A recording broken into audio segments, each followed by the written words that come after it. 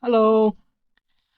So today is something that may be different from all the other videos that I normally do because something happened today, and that something is I think I cracked the code for the problem with that I've been having for like what month are we right now? October? Yeah, 10 months.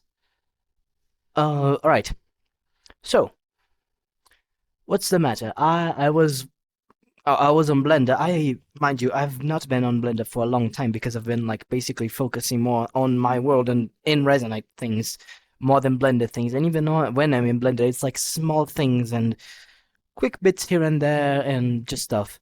But I wanted to, well, do something for the world that I wanted to do, and that involved some sculpting because it's a more complex shape and stuff, and it's a more organic shape. And I said, all right, let's do that. I sit down to do it. I was looking at the little ball in Blender, like that you have to sculpt. And no matter what I could not get the shape right, no matter how many references, what I used. The artistic muscle in my brain was just not working. All right, then I said, this way seems way too hard. Let's build a frame. Let's build a framework for it before I just start going ham with it, because at least I have something to base myself off of. And I said, all right, let's build it. And I went to build it, the framework that is the skull of the creature. I looked online for references. I found one that's pretty good. I said, all right, this one's going to be. I took it to model, and I was modeling it, and things were just not clicking. I could not get past the start part of it, like the modeling out phase. I said, you know what, fuck it. I'm just going to make it as rough as I can, and then smooth it out as I go. And I tried doing that, and it got even worse. And as the more I was trying and trying, it was just, nothing was happening, and I was definitely getting frustrated, but I wouldn't say I was getting stressed. However, the moment I looked back at the reference after some failed attempts, something just kind of clacked in my head, you know? And that thing is, the problem is that I've been having so much through all this time that has been causing me all this condition is abstraction. Why did I know that exactly? Because I saw that, and like immediately I already felt like the small seizures like starting to come in. They trying to get in, and immediately at that point I said hold on and digged in further. Then the thing is, I finally found a trigger to that thing, so now I can like kind of like, well, do science with it. And so after that, I just basically started like trying to activate the most possible amount of stress and kind of like triggers that I could find, and it was horrible. But I would definitely completely ruled out every single thing, because what is common with learning math, not learning math, not doing math, all right? Learning math that you never knew before and getting familiar with it, and art, and well, trying to like form a shape from something.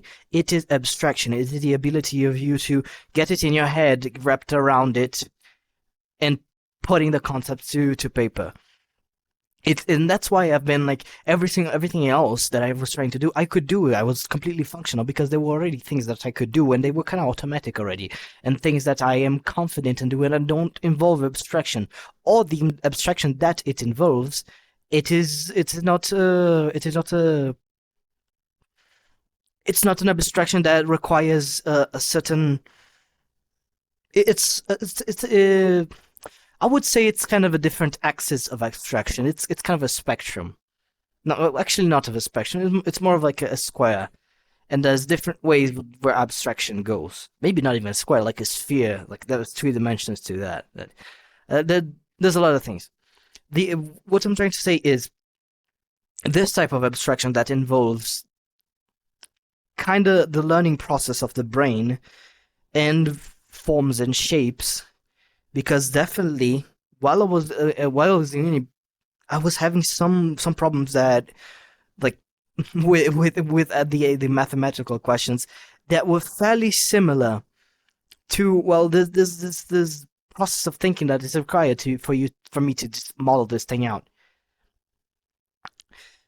And that would also explain why this have been just happening randomly at any given moment, and why it is also happening with stress, because it's not stress the cause.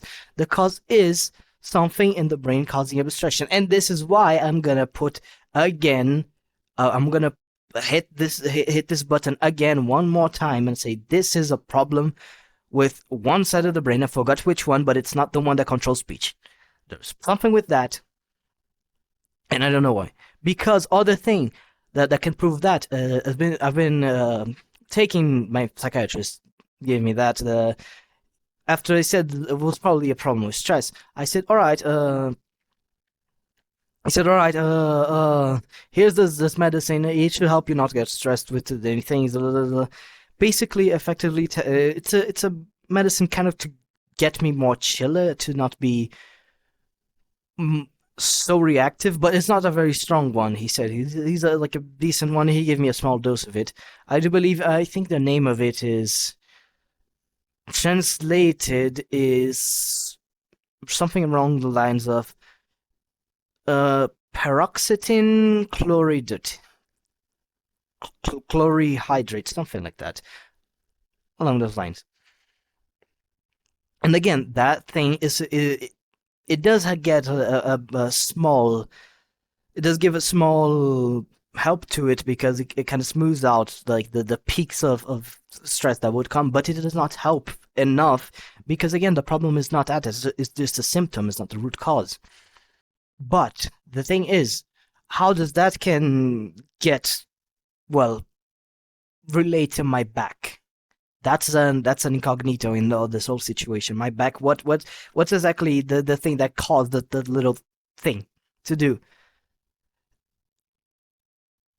Could it be the stress?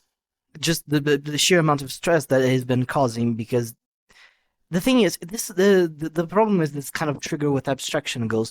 It's something that's so large that kind of just shuts me down to a point.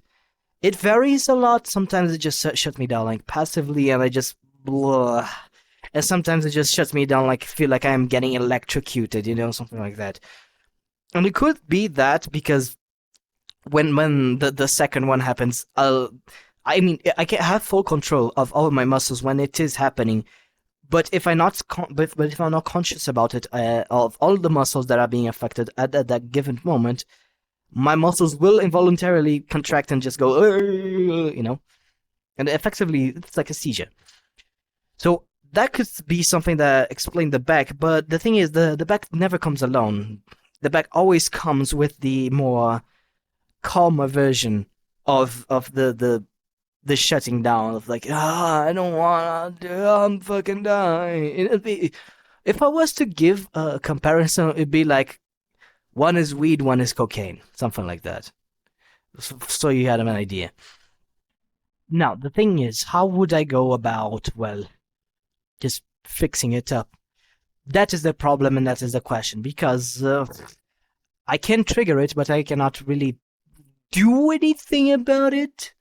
I would say, well, maybe I could try just thugging it out and just straight up, just trying to go, forcing it to see if I can, well, get used to it and like exposure therapy my way through it. But I don't think that's a good idea, because I would be basically playing with fire right here, and I don't think I want that. That's a bad idea. But the thing is, I don't think it's a problem so simple as just solving this part of it, because this part of it is something that is connected to everything else in my brain. Because I remember when I was going to get into doing the sculpting part of this part of the world, I was just not wanting to do it. It was just like, there's that's a little bit of work. I don't want to do that. It's like a subconscious, like, no, not wanting to do that, And I can feel that with other things that kind of involve that same part of the brain being activated, you know? And the thing is, what I need to find is find a way for it to get away from, not to get away, but to not happen, or for me to have some level of control over it. Not even direct control, even if I can just indirectly push it to happen in different moments, that would be enough for me. Because until then, I'm basically severely limited on whatever I want to do for basically anything. There's only few things that I can do, and they're basically only things that can keep me alive. But anything else, well, keep me alive and mentally sane. But everything else feels like definitely a daunting task. I think some other, let's say, bonus items that I am capable of doing, but no, there's not too much else that I can do. I noticed that that uh that uh since looking at my last few videos, because I generally don't look at them too much. I give them always a lot of time before I rewatch them back, so I can, like, have a different head whenever I see them, and I can, well, think about it them better. And I noticed that this phobe from the video that's before the last one, that's not this one, that's a very different person. And more than that, there's so many questions and so much angst from other videos and other things that basically I've got the answers for, not directly, but and some indirectly. I didn't get the answer for everything here, but let's say I solved 90% of 10% of my problems. It feels like that. Uh, and feels good. Feels good to, well, not have to carry some burdens anymore.